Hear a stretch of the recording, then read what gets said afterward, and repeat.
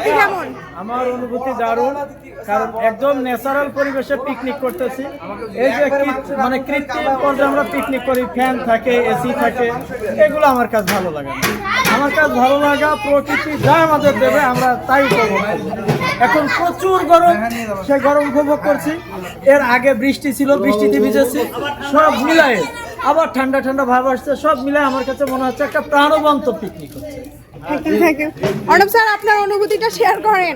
একটু কাছের ভিতরে এই যে আমাদের হেড স্যার ছিল, হেড স্যারের সাথে আমরা দৌড়িয়ে পারিনি, তবে একটা জিনিস শেয়ার করতে পারি এই ভিডিওর মাধ্যমে। হারবার্ট স্কুল কেন সেরা দেখেন, এটা হচ্ছে একটা প্লেট, মানে একটা বক্স, এর ওয়েট অ্যারাউন্ড 1.5 কেজি। তো এর ভিতরে কি আছে একটু দেখায় আপনাদের। এখানে ডিম আছে 1 পিস ফুল ডিম, 3 পিস শসা, 1 পিস কাঁচামরিচ, এটা পুরো লেগ দেখতে পাচ্ছেন। আর এখানে শুধু খাসি আর ভরপুর, মানে একজন মানুষের দ্বারা এই খাবার খাওয়া কখনোই সম্ভব না, যদি না সে আমাদের হুজুর স্যারের মতো প্লিজ।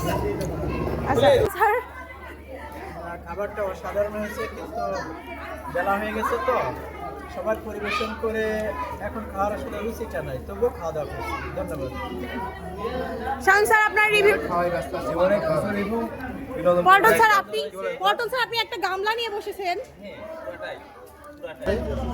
হালকা পাতলা নাস্তা হতে পারে, কিন্তু পরিপূর্ণ হবে না। বুঝলাম স্যার, আপনার জন্য যথেষ্ট আছে স্যার, আপনি ধৈর্য ধরেন।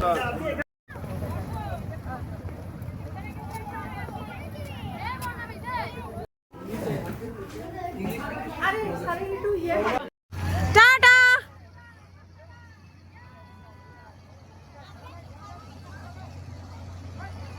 দর্শক মন্ডলী, হারবার্ট কিডস ক্যাম্পাস কর্তৃক আয়োজিত আউটডোর অ্যাক্টিভিটিস 2025 মনি পার্ক কুষ্টিয়া। আমাদের আয়োজন ছিল অভিভাবক এবং টিচার স্টাফদের মধ্যে একটি প্রীতি ফুটবল ম্যাচ। সেই জায়গায় প্রথম গোল করে কে? জাহিদ ভাই, অভিভাবকদের পক্ষ থেকে জাহিদ।